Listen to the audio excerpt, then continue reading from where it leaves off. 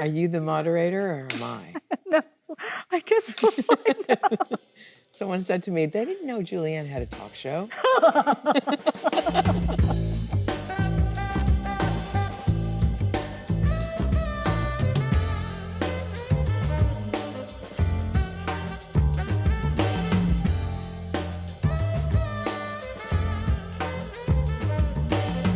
Hello, my friend. Hi, you. Hi.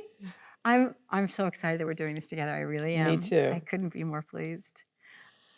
Oh. So maybe we can talk a little bit about Kids Are All Right, Okay. which is 13 years ago. Right. If I remember correctly, we had very little rehearsal.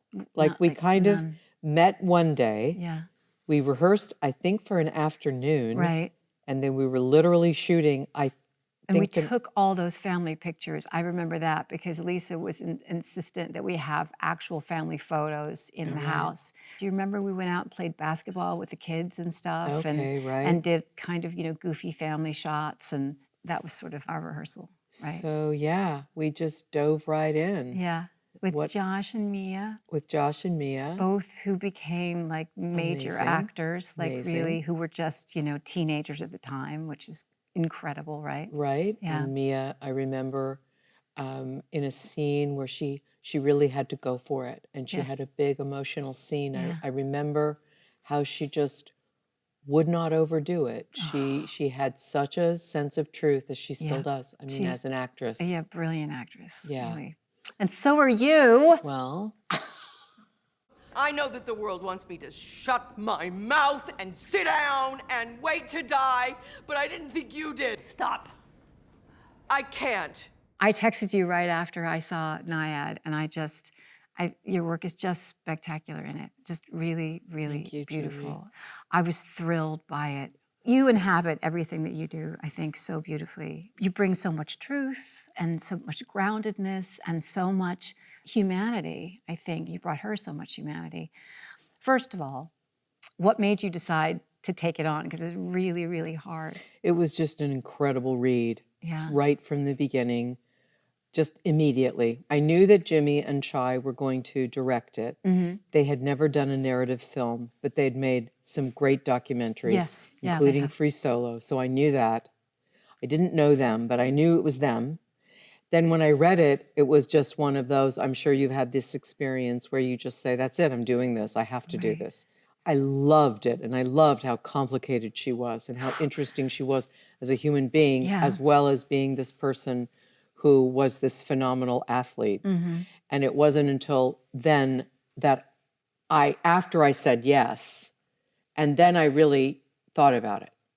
And that sounds ridiculous, but that's the truth. I get it. I've done that too. Because I was just like, I've got to do this. And then I got in the pool. And I've been a diver. I grew up in San Diego. I've been in the water a lot. I worked on a boat, but I had never been a swimmer, like a competitive swimmer or a lap swimmer or whatever.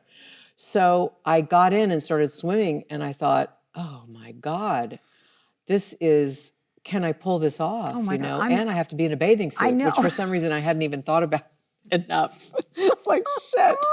Listen, So, I am winded after 2 laps in the pool. I'm like, oh my God, that was hard. That's exactly what I did, and that's just because of kicking. When you have a strong kick, so that's the skill I had to learn. We hired an amazing coach, Rada Owen, who's an Olympian. Right. And she lives in the area. She coaches kids. She also loves swimming still, even though she was a serious Olympian, and some people get burned out. Yes, a lot of athletes do. Right. She's not. She loves the water. She said, okay, swim for me. I swam for her. She's like, oh yeah, we'll make this work. And then she just basically first she got in the water with me. Right. And she, watching her swim, and like, she showed me her flip turn. I mean, it's just like gorgeous. Right. She started to break it down. And it's like any physical skill, when you break it down, it gets really complicated. Sure. Your right hand's doing this, and then you're kicking, and then you're, the shoulder, and then the breathing, and it's all, you have to break it down. Right, like the minute you start dancing and you describe the steps, you're like, I can't do this. Yeah. So then you just practice and practice until it starts to become natural. Diana always breathes to the left. And she breathes every stroke. And of course, there's the boat. So we had to build the boat. Jody's there, she's the coach. So all of these logistics actually had to be worked out, which we did. And I just practiced and practiced, and I was scared. I was just, but that's the kind of that's the, what is it? That's the something of it. That's the nature of the work that makes it worth doing. It's like you're kind of scared, but you're also exhilarated, but you're also like, will I get there? Can I get there? The movie got pushed, thank God. I had more time. How long? How long? Oh, I don't know. It was a few months. So I swam for at least a year before I did it. And did you swim every day? Did you go to the pool every day? And how long would you spend in the water? When I was training, like an hour. An hour was about enough. And she was good that way. Like she taught me how not to overdo it. Yeah. And how to do enough. And I think that meant a lot to me. Her professionalism and the fact that she knew how, no, you don't have to overdo, and that's good, and that's enough, and we're going to get there, and it's going to be okay, and all that. I love a teacher. Yeah. I mean, more than anything, when I'm learning a skill for a job, I usually fall in love with my teachers, and I get very attached. So that's great. Yeah. And you know how it is to learn a new skill. It's just so great for the brain. It's great for the soul and creatively and all of it. Could you feel yourself getting better as you were doing it? Did you start feeling like, I did. I mean, I'm pretty hard on myself. So that's another thing that the pool teaches you, because when you're in the pool, you confront yourself. It's like a lot of different sports. I remember when I used to practice a lot of yoga, I remember a teacher saying that to me. You know, here you face yourself. And so you do face yourself because there's no distractions. And so I did have to learn how to be patient and, you know, say, okay, you'll get there. And I loved it. And I began to also feel the benefits from it because it's so great for the central nervous system. And it helped me sleep better, as it continues to do. And I'm a better swimmer now than when I made the movie. I came to that conclusion when I was visiting San Diego, where my parents live, and there's a neighborhood pool. I swim in there, and I thought, it's really long. It's a great pool. And I thought, yeah, okay, this is a little less effortful. Yeah. So now let's turn the tables if we can. And there's like a lot of things I want to ask you. Yeah. So I'm going to do that. Okay. I'm going to take you to one of the performances. Don't go too far back. I know, you wouldn't be able to remember. Exactly. Okay, one of them is, and I told you this, so I'm going to say it again. Okay. Maggie's Plan. Oh my gosh. One of my favorite characters that you have ever done. Thank you. And I just wanted to ask you, Rebecca Miller directed this movie. She did, and she's a friend of mine. She's a phenomenal woman, a great writer. She writes prose, she writes her movies, she's a director. Yeah. She is truly remarkable. I loved the movie and this character. So was that something you cooked up? We did. I mean, it was together? Something, it was in the screenplay, but but I think it was our collaboration, our knowledge of each other that kind of shaped her. And we both grew up with mothers from other countries. Her mother was Austrian, my mother was from Scotland. And we talked about the nature of that, about somebody who seems, you know, you meet somebody, you meet their mother, for example, and you think to yourself, why is that? She seems different. She seems weird. And, you know, and Rebecca and I were saying, no, she's just European. Like, so to a little kid, people would say, your mother talks funny. So my mother had an accent. And same thing with Rebecca's mother. Or your mother does your hair in a way that seems strange, like, you know, 2 braids because she comes from somewhere else. So we wanted to do that with her. I wanted her to be that person that she was weird. Yeah, weird, imposing, and she, you know, she dressed like she came from somewhere else, and she had an accent, and she maybe was sort of, you know, there's that kind of wonderful moment where I see Greta's character and I kiss her. I come really close and I kiss her on the face, and it feels sort of like it's like too close and too much, but it's like she's just like, that's what I'm going to do. That's how I greet you. You know? Right. The other thing, the moment in the snow. Oh yeah. that was genius. Help! Yeah, that was genius. Okay, so that's one of my favorites. Thank you. And then another one of my favorites was Sarah Palin. Aww. But I mean that like seriously, because for people that don't remember, she was such a well-known figure at that point. She was John McCain's running mate. She was an unknown politician until John McCain brought her into the presidential campaign. Right. And Tina Fey was doing her on SNL. Yes. But then you made the movie Game Change. Yeah. That was is such a great performance, Thank you very Julianne, because much. you Thanks. got her, but you didn't condescend, and Right. you didn't you played it kind of straight, and yet you could see the artistry, meaning Right. your choices about showing us her own blind spots. I don't know how to Right. put it. Well, she, once again, it's like when you're playing a real person, which is what you just went through with Nyad, you have this responsibility to that person, to who they are. And she was also someone who was Which you did. She was so present in the culture, like everyone knew her, and she'd Yeah. been parodied, like you were saying. And she had a very, very distinct vocal style. And so that was the thing to me. I was like, if I get this voice wrong, people are just gonna be like, forget it. Because we heard her all the time. So it's like you wouldn't believe it. You can't tell the story. The audience, you owe that to the audience. So that's the same thing that you were saying, like I said yes to it and then went home and went, oh God, I can't do this. This is too much work. And literally, we only had 2 months and it was the only time in my life, the only thing I did was take care of my children and work on this script and that voice. I didn't go out to dinner. I didn't go meet friends. I didn't watch television other than documentaries about Sarah Palin. I did nothing because I was so scared about getting it wrong. But just that, and you found the right size. Oh, And thanks. almost less than she is in a way. I mean, you really were very deft. Thank you. And I loved it. So now we can talk about your most recent movie, May, December. Why'd you marry a man like Tom? I was young and he seemed perfect on paper. It was a different time. It is so unsettling. I know. It is so effective. Oh.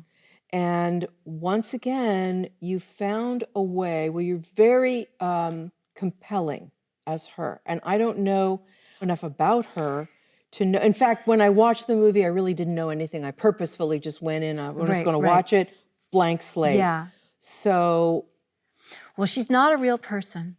Okay. So she's not. So Gracie Atherton Yu is not, she's a character in a movie. This is Sammy Birch's first produced screenplay, which it's Okay. really, really remarkable. Okay. The screenplay actually went to Natalie Portman first, and Natalie, as an actor and a producer, sent it to Todd, and then Todd slipped it to me to see if maybe I would want to do this role opposite Natalie. And so it all came together really, really quickly. And so I think it's inspired by the Mary Kay Letourneau story, Okay. but it's not that. So there are Okay. elements that she took from that. But the most salient fact about the script and the thing that makes it similar is that Gracie Atherton Yu is someone who had a sexual relationship with a 13-year-old boy when she was 36.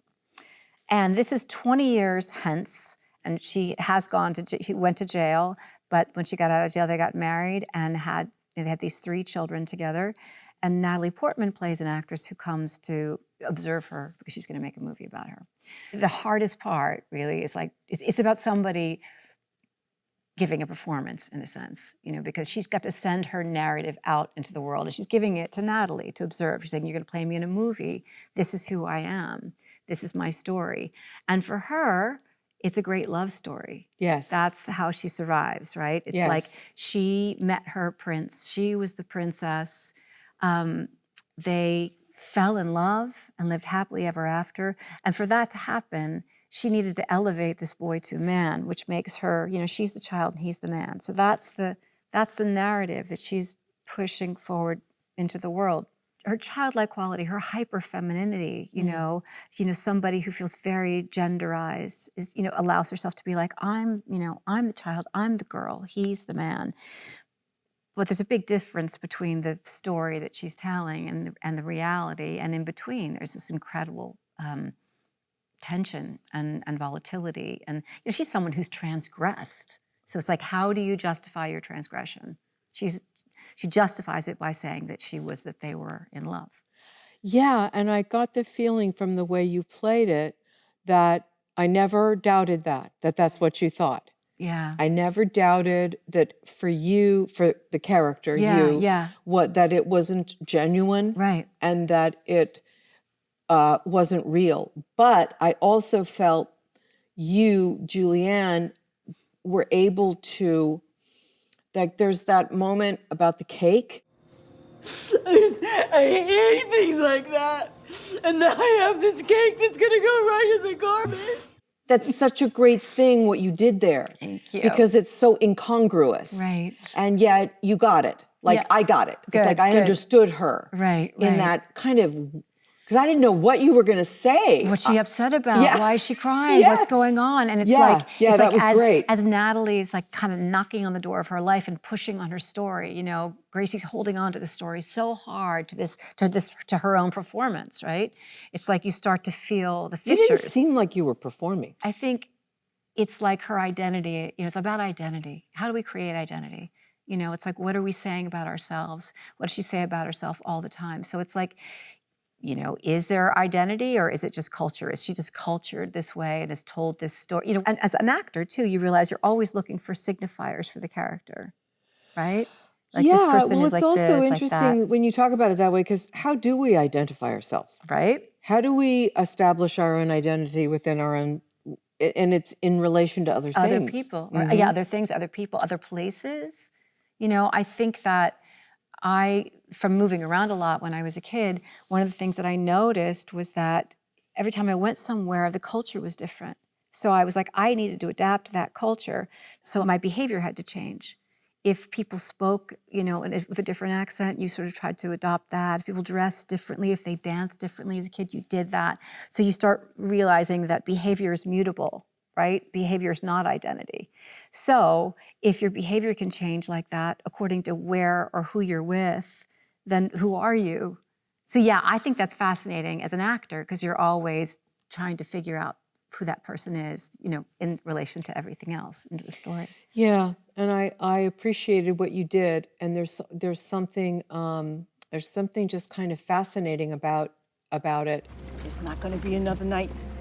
Just one big push. If you can really bring it, if you can really, really bring it, then you're gonna reach Florida today. So what do you think it was about Diana that made her want to do this, you know, Yeah. to complete that swim? I was really interested in how she had to grab that as a 60-year-old. She had failed when she was 28, 29. She'd tried a couple of times. She was a world-class marathon swimmer for her 20s. Her big dream was Cuba to Florida. She wasn't able to do it. She retired. She went into broadcasting. She was on NPR. She did all kinds of interesting things. You know, she's a very sophisticated intellectual. She did all kinds of interesting things with her life. And then at 60, it was like, she was like, I have to do it now. And I think the thing that really gets me is that she felt her life mattered enough, that she mattered enough, that she needed to do it. And yeah, she had trauma as a kid. I don't know that she would use that word, but she did. She had a really tough childhood. She wrote a very good book called Find a Way, which is kind of what the movie's based on. Is based on trying to do the swims. So in the book, she talks about kind of what she went through. But I think that's the thing that really gets me, is because that whole issue of self-esteem and self-worth. And so in a way, it was her saying, my life matters, and I'm going to do this thing. So it was kind of irrational, you know, because she was 60 and then she failed and failed and failed. Yeah. And it kind of wore everyone out. Yes, and everyone was like clearly. saying, God, Diana, it's great you want to do this. You know, we admire you, and you did swim, I don't know, you know, one of the attempts, she got very, very far and she just didn't get there. So It was interesting too, you know, the way I only know of her. I don't know her, Yeah. but the way her personality comes across as someone who is kind of, it appears to be seriously self-involved, and maybe not, you know, that wonderful thing where Jodie says to you, you know, don't talk about yourself too much. Just try to, and then they cut to you just saying, and then I did this, and I did that, and I want to do this, and I want to do that. And you know, and it's she does very have, funny. okay, so she does have that, and she knows she has that. Yeah. But she is the most charismatic woman. And so when she comes in and she's got her stuff and she's got her stories, and she is a storyteller. Yeah. She's kind of undeniably charismatic and interesting. Right. But yeah, she has that. And many of the great athletes have to have that. I mean, who swims that far? Nobody. Like, and so you have It's to have kind of a superhuman nature. Yeah. To to have that aspiration. Also, the relationship between you and Jodie was so beautiful. It was really great. It was wonderful you. to watch the two of you interact and to feel the nature of that friendship, that it was that important to you both, that you mattered that much to each other, and that she would do that for you, that you would ask her to do that, and that she Absolutely. would come through. And they are soul sisters. They are Yeah. lifelong friends, Bonnie and Diana. And Jodie knew them both, Oh, not well, really? but she had known them before. So when they brought her the movie, they told me they were going to offer it to her, and I thought, oh, she'll never do that. Yeah. I don't know why I thought that. I don't even know her, but I just kind of didn't know. And Yeah. so when she said she was interested, and then she came and met me, and Right. I could tell she was like, all right, so Oh, there what's it she is. like, and what's this going to be like? And Yeah. then she had so many good ideas, so many Right. good script ideas, so many good directorial ideas, quite frankly. She just, she just like knows the business. Right.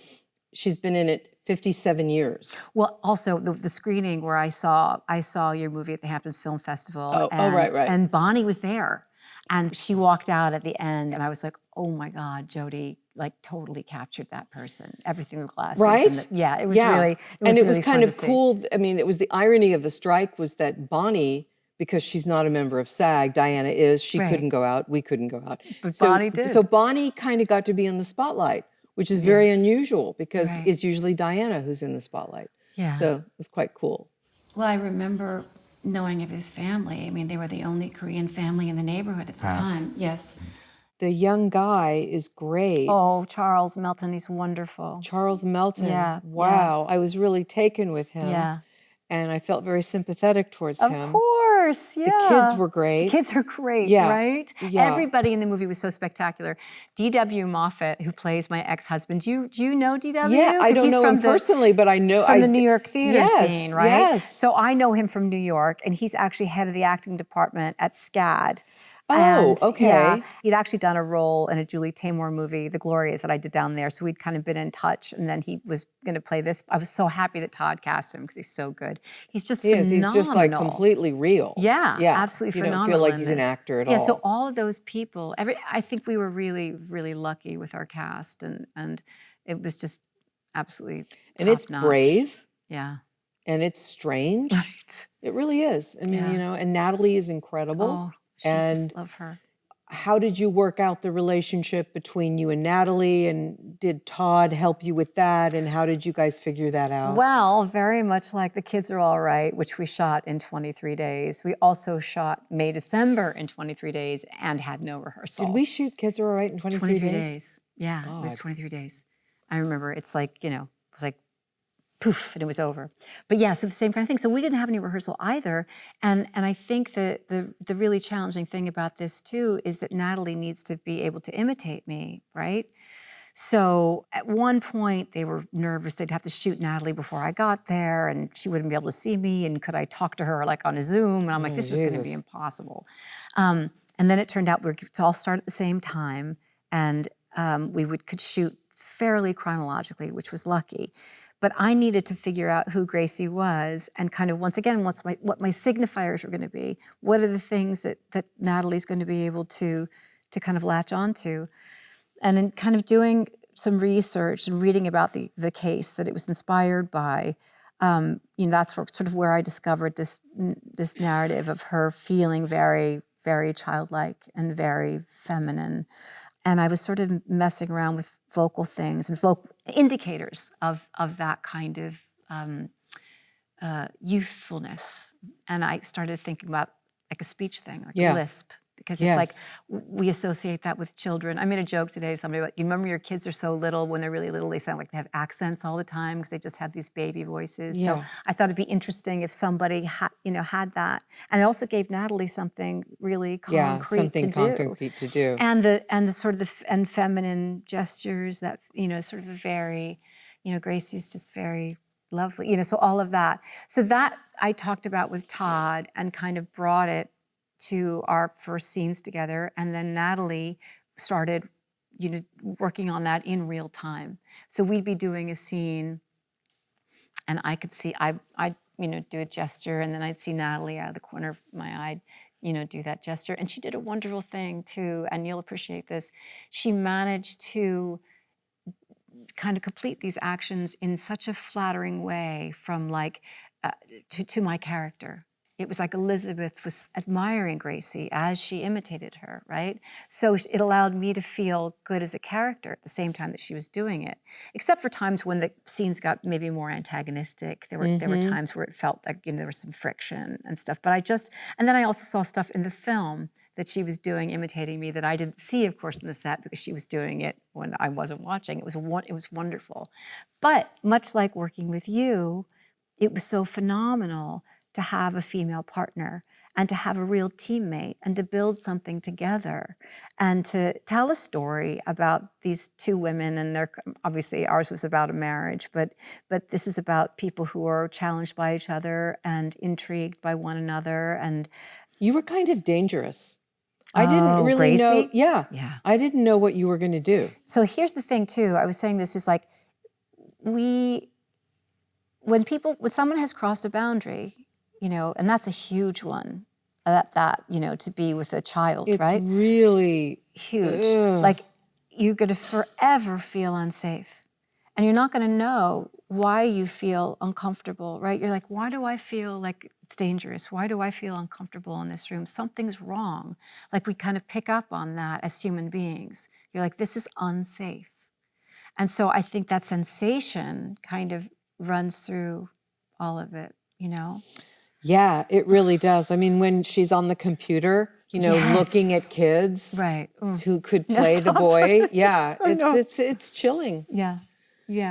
Really, it's effective and yeah, reminded me of that whole thing, which I know it's not based on, but it made me think of it because I'm digressing here, but I was just thinking about how wonderful you were and the kids are all right and some of the things that you would do. And there was that scene where Mark Ruffalo comes over for the first time and you're so a giant glass of wine. And I come over and I'm like, go easy on the wine, hon. And you're like, yeah, go easy on the micromanaging. Who doesn't relate to that moment? I know. It was like, it was so wonderful. You were so wonderful. Oh, thanks. Well, Lisa Cholodenko, the director, and she co-wrote the movie. She also knows where to put the camera. Mm-hmm. And I know one of the scenes that when we were at the dinner table with the kids and Mark comes over for the first time, that scene, and we're all sitting at the table and you're talking about your landscaping business. That's a good one. I know. I love that. I mean, it was so. People still talk to me about it. I bet they do. Sure. I mean, about the movie. Yeah. And I remember I went to Cuba on a cultural exchange trip for the Academy. And I had a guy come up to me in the airport and he was just saying, he just kind of grabbed my arm and just said, hey, that movie helped me in my community. Oh, wow. Because there was a lot of homophobia where he was from. Right. And just in his particular neighborhood. And that somehow the movie helped bridge a gap. Because it was, at the time, it was revolutionary. People were like, oh my God, a movie about a family where it happens to be a gay couple. And of course, you realize things have changed because that doesn't seem so unusual anymore. Right. That people are married and have children and are raising them in a community. But I had so many people come up to me too, kids saying like, I have two moms and that's my family. Yeah. And thank you for that movie. And it really meant a lot to us. Yeah. And it was so, how wonderful. We had such a wonderful time and it was such a spectacular experience, but it also feels good to have contributed something like that to our culture. If it's meaningful to people, then it's just great. Absolutely. Yeah. All right, you're going to Florida. That way. You're going to Florida, Key West. That's it. You're doing great. So this is going to sound really crazy because I am an actor and I should know better. But when I saw you in the water and you looked so terrible, all I thought was, oh my God, oh, it looks so sore. She looks so terrible.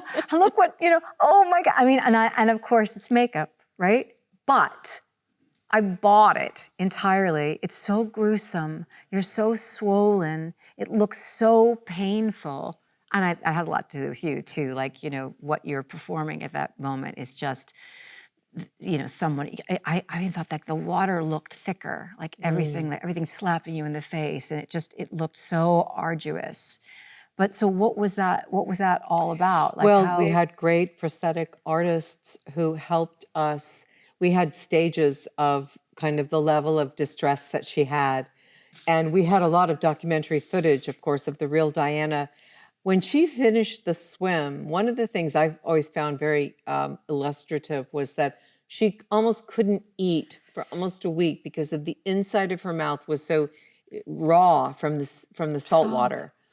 But I think they did a great job because they also don't really call attention to the work, but No. that the prosthetics are so artfully done and so incredibly well done.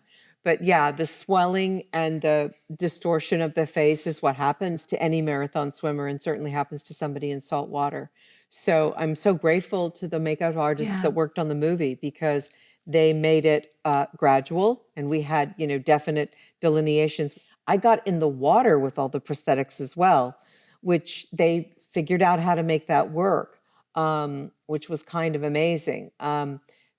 Because in fact, you know, in real life, her face was incredibly, her lips, all of her skin, you know, the burn, the zinc, and everything was, that was very real. That's what happened to her. So we tried to get that right. You know, You we tried did. to make that as real as possible. Oh, I mean, it was dreadful. It was really dreadful to see. And like I said, I bought it. I think you're right. I think it's that progression. Yeah. So, because it's not like you're, you know, look one way and then suddenly you're like all swollen. You just watch this until Yeah. finally. And the great makeup artists know how to do it in such a way that they're not calling attention to it, but they do it just enough. And so we did tests and we worked a lot on that. And I also totally believe that you were in the middle of the ocean.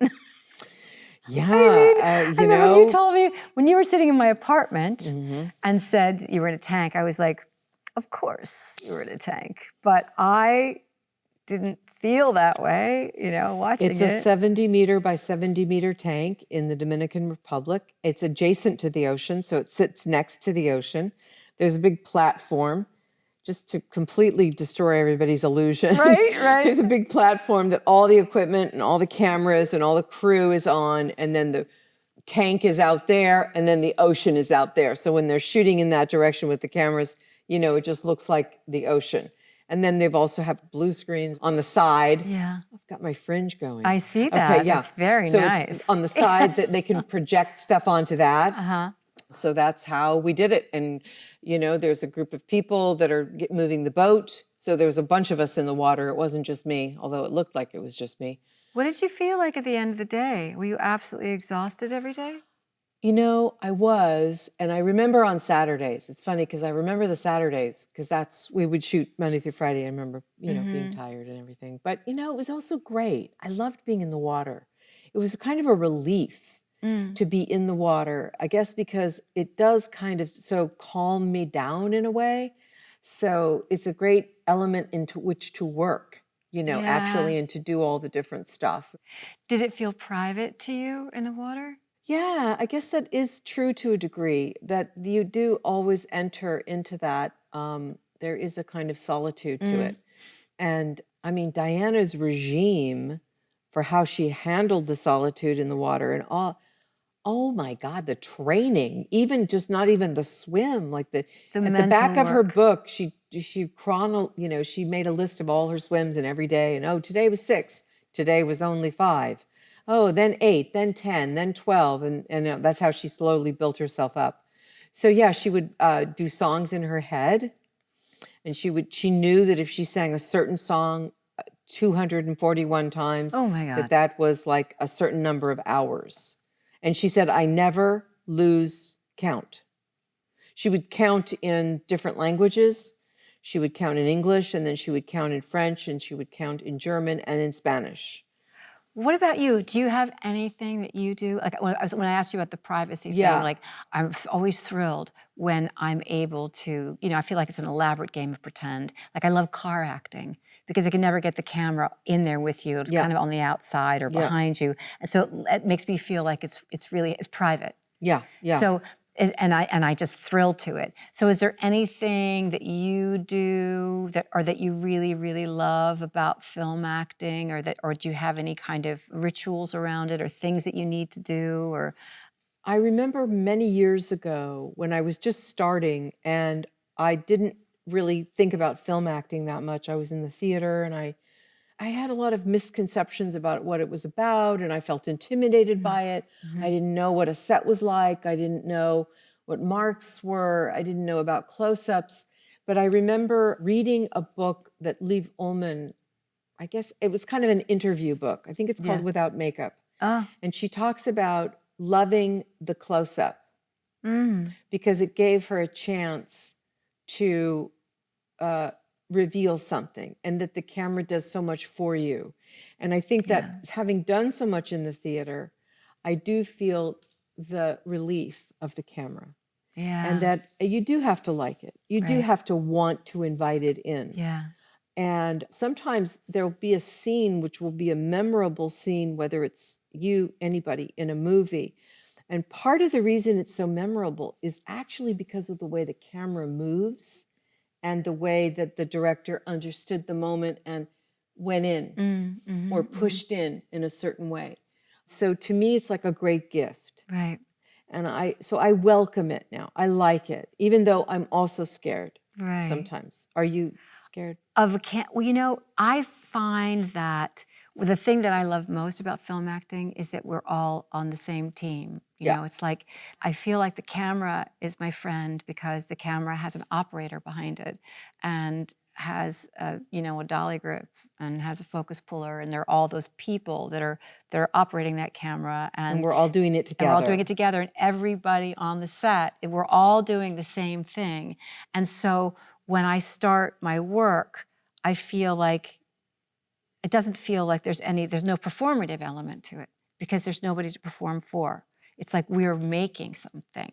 And so that makes me feel excited. It gets really exciting for me. And it can be really loose in a way that I wouldn't necessarily be in front of an audience, where I feel like, well, they're coming to watch me. They're not with me.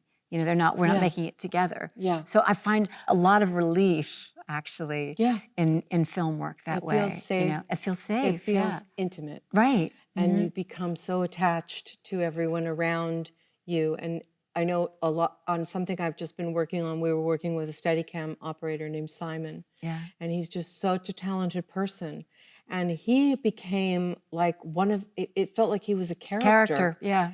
Because of course with the Steadicam, they can follow you, they can come in, they Yeah. can move, they do become part of the scene, and also you can cover a lot very quickly, Right. which is why we often use Steadicams now. Yes, exactly. Because we get a lot done. Get we it get a lot done done really quickly. Yeah. But yeah, I love the intimacy and the camaraderie among everyone. Yeah.